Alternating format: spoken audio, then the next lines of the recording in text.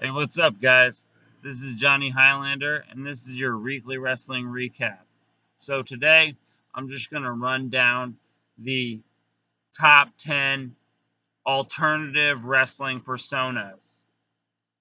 So, we're just going to start out, and I'm going to give honorable mention to John Cena and Juan Cena. When John Cena wore a mask, he came out to the ring after he'd been fired, and he wrestled a couple matches as a different character besides John Cena. He wrestled as Juan Cena, a different character. So honorable mention. And we're also going to give honorable mention to Christopher Daniels, the Fallen Angel, and Curryman. Curryman has wrestled some great matches with Shark Boy, but personally, I really like the Fallen Angel. The Fallen Angel was my favorite Christopher Daniels gimmick, and Christopher Daniels has already shown how great he is. He's won the ROH Championship. He's won the Impact Wrestling Championship. Christopher Daniels is just a great wrestler in general. So honorable mention to John Cena and Christopher Daniels. So now let's get started with the list proper, and we're going to start with number 10, Hulk Hogan. Hulk Hogan had a couple different personas that he portrayed. One of them was Hollywood Hogan, which was heel Hulk Hogan, which I feel like everyone was happy to see. Hulk Hogan was a babyface for literally his entire career, but he became a heel when he joined the NWA, one of the greatest angles in wrestling history. He was the third man to join NWA with Kevin Nash and Scott Hall as Hollywood Hogan. So that was another persona that he portrayed. And another persona, Mr. America. I personally was able to witness Mr. America's matches in WWE. He teamed with Kurt Angle and Brock Lesnar and fought against the world's greatest tag team, which was Kurt Angle's tag team, which was Charlie Haas and Shelton Benjamin against Kurt Angle and whoever Kurt Angle was teaming with. It turned out to be Brock Lesnar and Hulk Hogan, who Kurt Angle was teaming with when he fought against the world's greatest tag team and the Big Show. So it was Charlie Haas, Shelton Benjamin, and the Big Show fighting against Brock Lesnar, Hulk Hogan, and Kurt Angle. So imagine which way that fight is going to go. Anyway, Mr. America was a really cool character for me. I like to see Hulk Hogan play a different character besides the character he usually played. Uh, Mr. America, for me especially, really stood out. So, number 10, Hulk Hogan, Hollywood Hogan, and Mr. America. Uh, number 9, Prince Devitt, Finn Balor, and the Demon King. So, Prince Devitt, he is the original leader of the Bullet Club, and he has a couple different personas that he has portrayed. Finn Balor, which is the character he portrays on WWE, which is very close to Prince Devitt. It's almost the same character, but it's a little different. Prince Devitt is a little more heelish, and Finn Balor is a little more face. Everyone loves Finn Balor. They're happy to see him come out, but a lot of times Finn Balor can't win a match, and he has to call on the Demon King, which is his third persona. When he puts all the face paint on and he comes out as the Demon King, he's stronger in WWE 2K18, and he's stronger in the matches where he wins the fights, even though, as Finn Balor, apparently he couldn't win the fights. But when he portrays the Demon King, he comes out on top. So number 9, Finn Balor, the Demon King. Number 8, Undertaker and the American Badass. So Undertaker is just a legendary character. Everyone loves the Undertaker. He's one of the most famous characters in wrestling history, but for a while he played a different character. He played the American Badass. And I personally didn't think it was that bad. I thought it was a cool character, and while Undertaker played the American Badass, he won many matches. He squashed a lot of guys, and he was just as strong as he was as The Undertaker. When Undertaker emerged at WrestleMania 34, people thought he might show up as the American Badass, but he didn't. He showed up as his normal Undertaker character, which was great because that's what people wanted to see. However, if he had showed up as the American Badass, I wouldn't have minded. I thought that would have been great. It would have been a little different from the character that Mark Calaway usually plays in wrestling, more closer to who he is as a person. So, we're going to move on from that. Number 7, Jeff Hardy and Willow. Now, Jeff Hardy is my favorite wrestler of all time.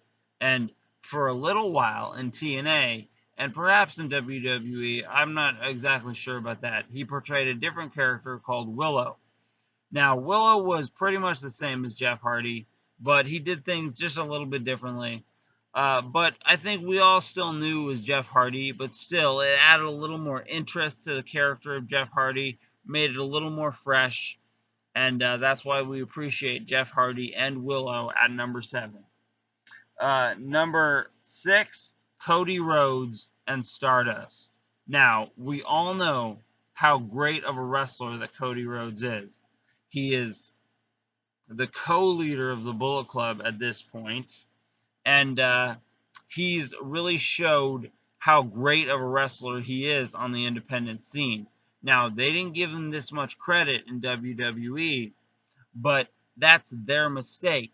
Cody Rhodes could have easily been a main eventer, but they didn't put him in that position. They kept him on the mid card because they had other people they thought would be better main eventers, and that was their mistake. Now Cody Rhodes is on the independents, and he's doing great things. He's put on great matches with people like Okada, and now he's getting into a feud with Kenny Omega, and we all know that is just going to turn out some great matches. And I'm glad to see Cody Rhodes has moved on from the Stardust character, and now he's found his own. He's found his niche away from WWE. He's joined the independents, and he has found his place. I'm glad to see that Cody Rhodes has found his place. So, number 5, Bradshaw and JBL. Now, Bradshaw was a character part of the APA, the Acolytes Protection Agency, and he was a beer-drinking, hard brawling type of character, really a warrior who just took on any comers. But he wasn't ready to be in the main event scene. But he tweaked his character a little. He changed it just a little and became the rich, multi-millionaire type of character, oil billionaire JBL. And he was able to hold the WWE Championship for almost a year, or maybe a little longer than a year, before John Cena took it away from him. Now, if he hadn't changed his character, I don't think he would have been able to achieve that. But he did. He changed his character. He tweaked it a little, and JBL was able to hold the championship for a little more than a year or about a year, and then was able to move on to the commentary desk. And he had a good run with WWE, and I'm sure he's still working there.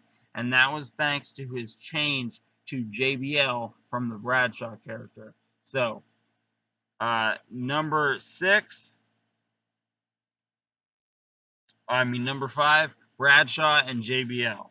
So, number 4, Mick Foley, Dude Love, Mankind, and Cactus Jack. So when it comes to Mick Foley, you have a plethora of characters to choose from. But Mick Foley himself is just such a charismatic figure. He's just such a good worker in the ring that it doesn't matter what character he portrays. People appreciate him across the board. So while he was in WWE, he was able to portray the Mankind character, and he had some incredible matches with The Undertaker, matches that we all remember. And while he played Cactus Jack and Dude Love, he was also able to have some great matches. But when he moved to TNA, he kept himself as the character and was Mick Foley. and he had some great matches there. And then coming back to WWE, he worked as an authority figure and was a great general manager for SmackDown while he was in that position.